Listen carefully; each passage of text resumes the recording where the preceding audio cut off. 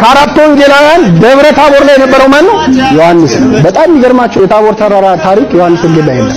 ሶስታችንን በሰል ያልነውን መርጦ ከደቀ መዛሙርቱ እንደው ደናዎቹ እኛ ብንሆን የምንለው ግን ታስብ ነው። ደናዎቹ ጌታ አየና አላለ። ጭራሽ አላነሳውም። 9ኙን አስቀርቶ እኛን መርጦ የሚል ዮሐንስ ወንጌል ላይ የለም። 3 ወንጌላት ግን ላይ አለ። ዮሐንስን፣ ጴጥሮስን፣ ያዕቆብን 3ቱን ይዞ ወጣ የሚለውን ተረባርበው ተሻምተው ጽፈው እኛ የሌለንበት ነገር ለምን ይጻፋል? በጣም ይገርማሉ። ምን አይነት ቅድስና!